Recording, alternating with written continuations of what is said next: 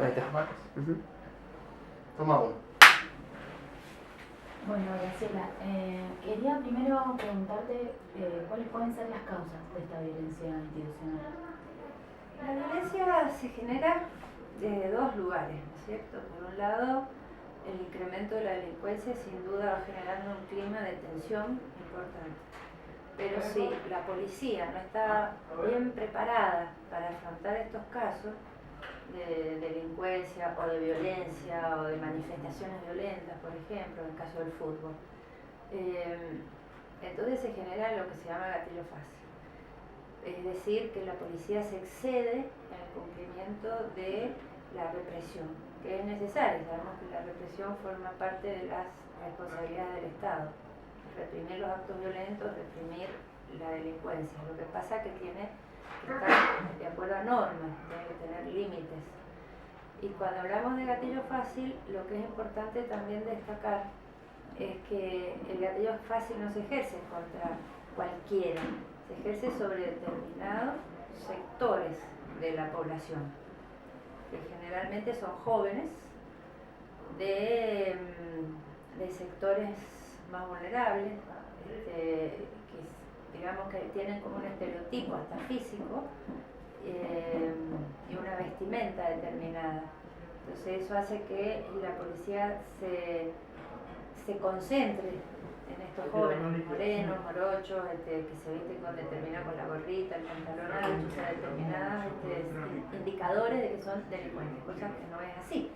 Es decir, es un prejuicio que actúa para que la policía tome decisiones que no tienen que ver con lo que es realmente la represión del delito. Bien, ¿y qué similitudes y qué diferencias se pueden encontrar entre los casos que hay en Estados Unidos de violencia institucional y los casos de Mendoza? Son muy parecidos, realmente siguen los mismos patrones. Es decir, son jóvenes, vuelvo a decir, en el caso de Estados Unidos, jóvenes de raza negra o jóvenes negros, y eso generalmente también son en lugares donde hay violencia racial, donde los niveles de delincuencia y de delitos son altos, es decir, como que hay una situación de tensión que siempre está a punto de estallar. Eso es lo mismo, realmente es lo mismo, y las causas también son las mismas, es decir, una mala formación, la idea de la policía de que goza de impunidad y de poder absoluto sobre la vida de los demás, especialmente sobre la vida de estos jóvenes que supuestamente tienen además menos herramientas para defenderse. Por eso en Estados Unidos, que los casos saturaron, digamos, a las barriadas negras y salieron a la calle a protestar, en algunos casos en forma de lo que se llaman riots, ¿no? Es decir, manifestaciones, motines. En castellano la palabra es motines. Pero son muy similares, muy similares. Tal vez en Estados Unidos, si tengo que pensar en alguna diferencia, es que los casos son muchísimos, realmente se cuentan por decenas, y la otra diferencia es la reacción que provocan, ¿no? Es decir, las comunidades negras salen también de una manera violenta a protestar. Bien, y bueno, uno de los aspectos que más me interesaba tocar con respecto a los casos de gatillo fácil en Mendoza tiene que ver con, bueno, que algunos sostienen que son rezagos de la dictadura militar.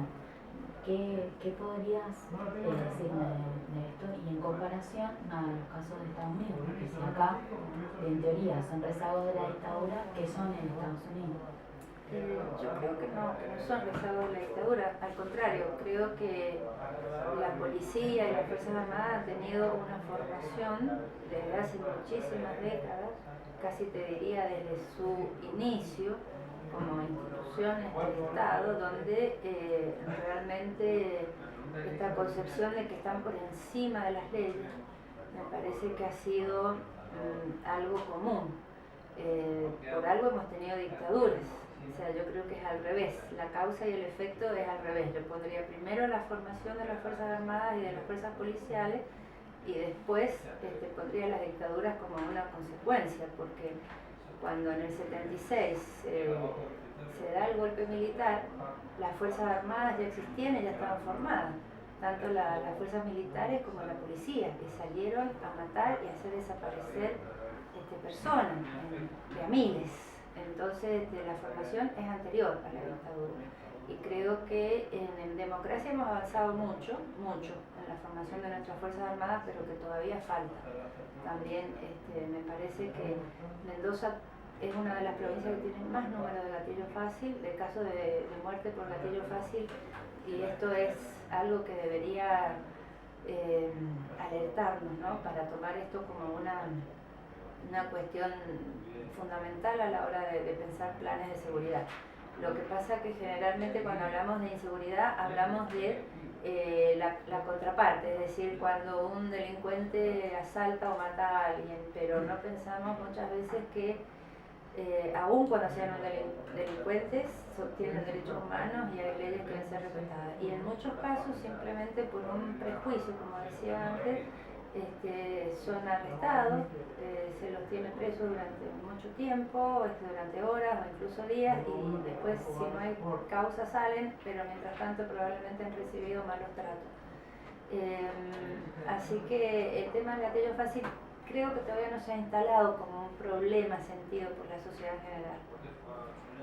Bueno, esa era una de mis, digamos, de mis tesis antes de hacer este trabajo, ¿no? Que no quería decir otra para no influenciar tu opinión, pero tiene que ver con eso.